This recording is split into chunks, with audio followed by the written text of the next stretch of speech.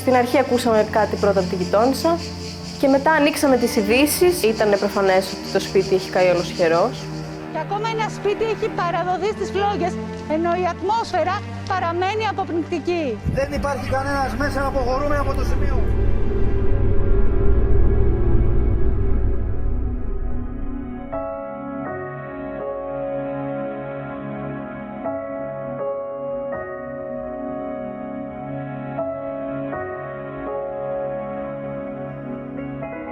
Δεν φανταστήκαμε ότι θα συνέβαινε κάτι τόσο άσχημο, γιατί έχουμε περάσει άλλες 3 φωτιές σε αυτό το σπίτι και πάντα όλα καταλήγαν καλά. On July 20th, within the span of an hour, everything her family had was gone.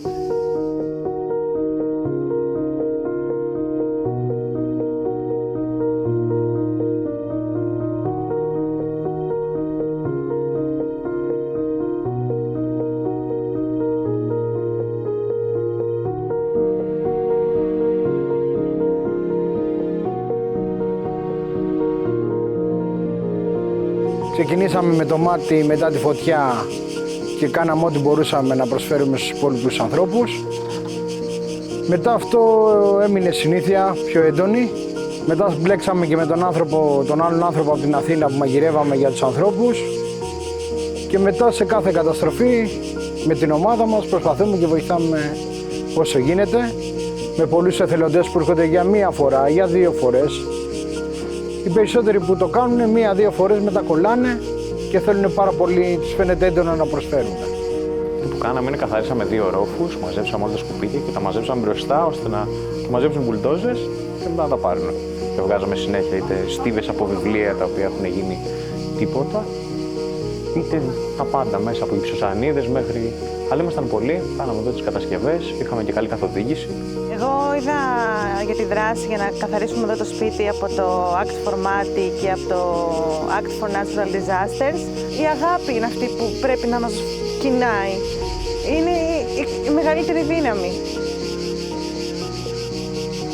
Αυτό που νιώθεις όταν είσαι εδώ και βοηθάς και βλέπεις και τους ανθρώπους που έχουν το σπίτι και είναι εδώ και πώς νιώθουν, τους βλέπεις από τα μάτια τους, γυαλίζουν τα μάτια τους από χαρά, από ευγνωμοσύνη. Δεν υπάρχει καλύτερο συναίσθημα από αυτό. Και αυτό. Μπορώ. Εννοείται.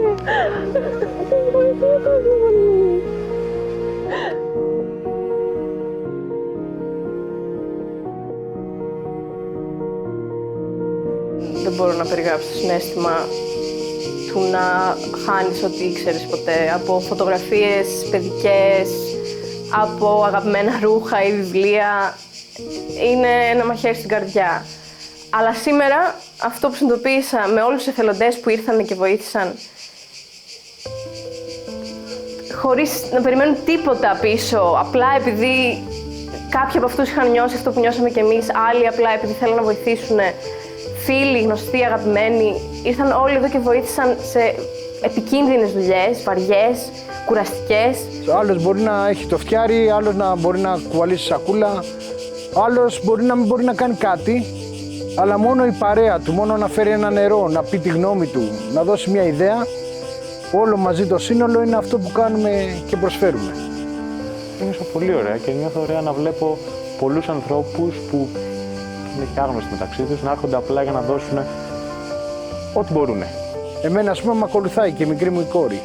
Όποτε την έχω, έρχεται μαζί. Πολλοί γονείς έχουμε που φέρουν τα παιδιά τους.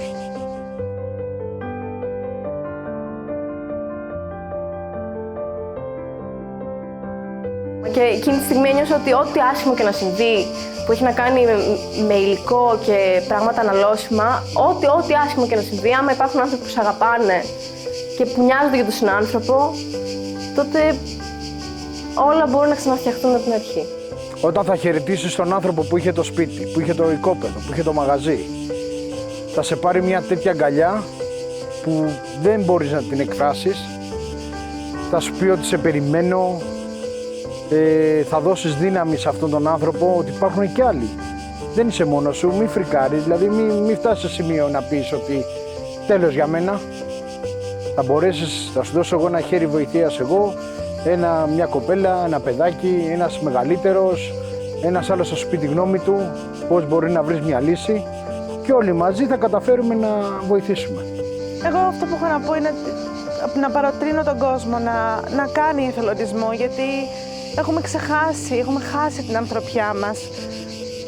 Είμαστε ένα, δεν έχουμε κάτι να χωρίσουμε. Κάντο και θα ευχαριστηθείς, θα κοιμηθείς ήσυχα το βράδυ. Κάνε ό,τι μπορείς να βοηθήσουμε ένας τον άλλον. Είναι αυτό που έχουμε χάσει.